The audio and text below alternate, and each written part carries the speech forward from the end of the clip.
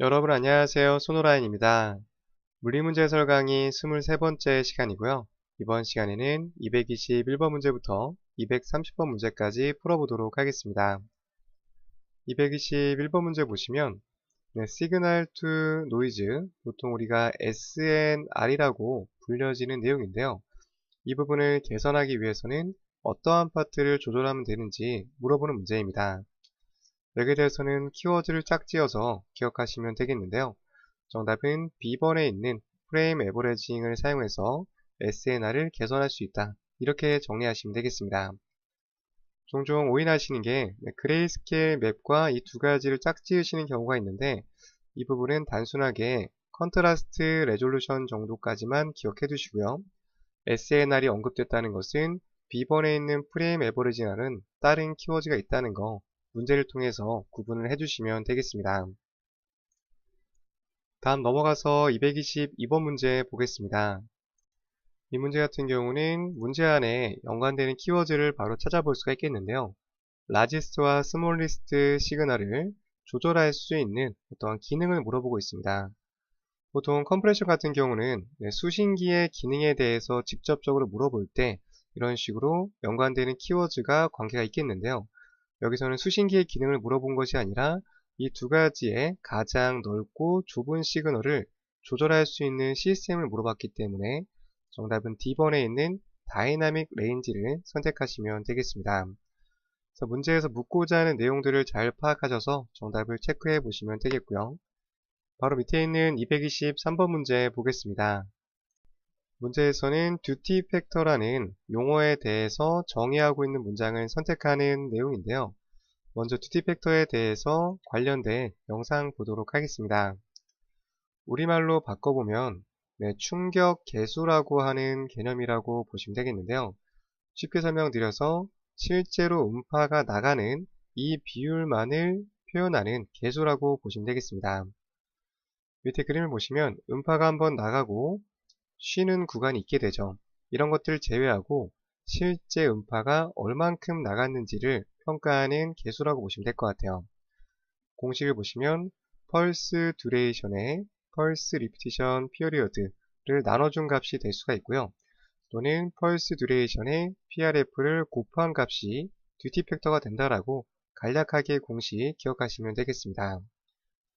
중요한 것은 옆에 있는 개념인데요. 여기 있는 듀티 팩터의 퍼센테지를 통해서 얼만큼의 펄스가 나가는지를 확인해 볼 수가 있습니다. 이 값이 높아지면 높아질수록 100%인 경우에는 중간에 쉬는 구간 없이 계속해서 펄스가 나간다는 것을 확인해 볼 수 있겠습니다.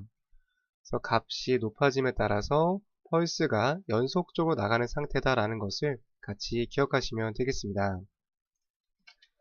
관련된 정답을 찾아보면 A번을 선택해 볼 수 있겠는데요. 트랜스미팅 되는 사운드가 실제로 액티비티한 상태를 의미하는 용어라고 보시면 되겠습니다. 실제로 음파가 송신되는 것을 표현하는 것이 바로 듀티 팩터 충격 계수라고 보시면 되겠고요. 다음 넘어가서 224번 문제 보겠습니다. PRF의 조절과 관련된 문제는 꼭 출제가 된다라고 볼 수 있겠는데요. PRF를 증가시켰을 때 그리고 다른 파라미터는 변화가 없었대요. 여기는 PRF만 상승한 상태라고 보시면 되겠습니다. 여기에 대해서 어떠한 결과가 나타날지 묻는 문제인데요. 정답은 바로 B번을 선택할 수 있겠습니다. PRF가 증가하게 되면 그만큼 많은 펄스가 나오게 되고 여기에 대해서는 영상을 재현할 수 있는 프레임 레이트 또한 같이 상승할 수 있다라고 보시면 되겠습니다. 그래서 또는 프레임 레이트, PRF와 관련된 모든 문제는 중요하기 때문에 문제 다 풀어보시기를 강조를 드리겠습니다. 다음 넘어가서 225번 문제 보겠습니다. 이 문제 마찬가지로 PRF와 연관되는 문제인데요. PRF를 너무 과도하게 증가시키게 되면 어떠한 결과가 나타날지 묻는 문제예요. 바로 정답을 찾아보면 C번을 선택해 볼 수 있겠는데요. 또 우리말로 바꿔보면 거리의 모호성이라고 합니다.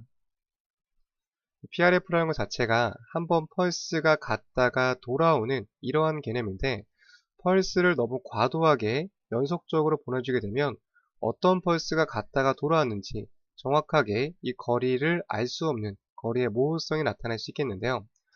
정리해서 PRF를 과도하게 증가하면 정확하게 어떤 거리에 있었는지 알 수 없기 때문에 거기에 대한 거리의 모호성이 나타날 수 있다. 이 부분을 문제를 통해서 봐두시면 되겠습니다. 다음 넘어가서 226번 문제 보겠습니다. 이 문제는 이전 강의에서 설명을 드린 적이 있는데요. 복부 초음파 검사하려고 하는데 여기 있는 페이션트 익스포저, 노출을 증가시키려고 한대요. 노출과 연관된 증가의 개념은 파워를 증가시키는 아웃풋 파워와 연관이 있다라고 보시면 되겠습니다. 여기 있는 TDC라든지 게인 컨트롤 같은 경우는 노출 증가는 관계가 없다는 게 중요한 포인트고요. 이미 신호를 보냈다가 받은 다음에 받은 신호를 증폭하는 거기 때문에 익스포저란 표현과는 연관이 없다는 점, 이 문제를 통해서 다시 한번 강조를 드리겠습니다. 다음 넘어가서 227번 문제 보겠습니다. 문제에서는 수신기의 기능 중에서도 리젝트, 제파와 관련된 기능을 물어보고 있는데요. 제파를 증가시켜 주게 되면 어떠한 이펙트가 나타나는지를 물어보고 있습니다. 제파의 기능 자체가 낮은 신호에 노이즈를 제거하는 역할을 하기 때문에 정답은 B번을 선택하시면 되겠고요. 마찬가지로 제파의 기능이 어떠한 결과를 낳게 되는지 문제를 통해서 정리하시면 되겠습니다. 다음 밑에 있는 228번 문제 보겠습니다.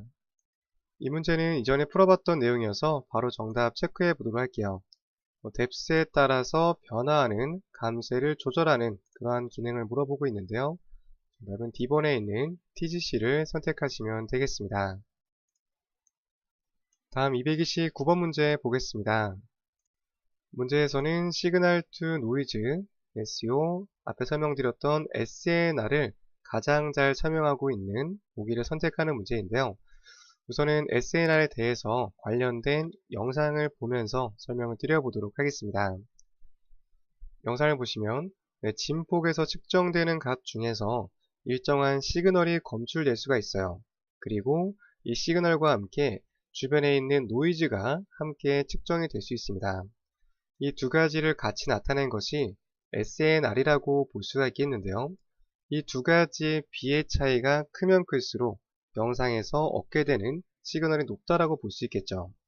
더 좋은 영상을 만들기 위해서는 이 시그널이 높게 측정이 되고 노이즈는 낮게 측정이 되는 것이 필요하다고 볼 수 있겠습니다. 반면에 옆에 그림 보시면은 시그널과 노이즈 레벨이 비슷하게 측정이 되고 있고 마찬가지로 낮은 시그널과 낮은 노이즈가 함께 측정이 되고 있어요. 이런 경우에는 시그널 자체에 노이즈가 많은 개입을 하기 때문에 영상에 미치는 영향이 보다 크다라고 볼 수 있겠습니다. 좋지 않은 영상을 만들어내는데 원인이 될 수 있겠죠. 그래서 이 시그널과 노이즈는 영상이 생성될 때 여기 있는 진폭에 의해서 같이 얻어지는 신호이고 두 가지의 차이에 따라서 영상에 미치는 영향도 각기 다를 수 있다는 점, 이 내용만 잘 봐주시면 되겠습니다. 따라서 이 문장 자체를 잘 표현한 것을 선택해 본다면 바로 C번을 선택해 볼 수가 있겠는데요. 진폭과 관련된 것 중에서 시그널과 그리고 노이즈를 비교해 놓은 것을 의미하는 것이 바로 SNR이라고 보시면 되겠습니다. 다시 한번 연관된 키워드를 정리해 보자면 앰플리튜드, 진폭에 의해서 형성된 시그널과 같이 형성된 노이즈에 관련된 B라는 것을 여기 있는 문장을 통해서 봐주시면 되겠습니다. 네, 전반적인 개념 정도만 체크하시면 되겠고요. 다음 넘어가서 230번 문제 보겠습니다. 문제를 보시면 리시버 펑션, 수신기의 기능 중에서 컨버트는 전환시키다 이런 뜻인데요.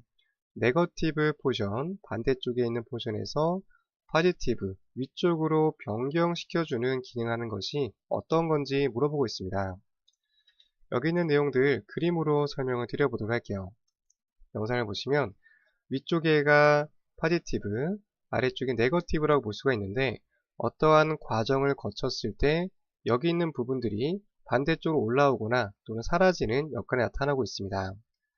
아래쪽 보시면은 반대편에 있던 네거티브 시그널이 위쪽으로 올라와 있는 것을 확인해 볼 수가 있겠죠. 이러한 작용을 우리말로는 정류라고 표현하고 있고요. 문장에 설명한 것처럼 네거티브를 포지티브로 바꿔주는 그러한 수신기의 기능이라고 보시면 되겠습니다. 정답은 C번을 선택해 보시면 되겠습니다. 네, 이렇게 해서 230번 문제까지 풀어봤고요.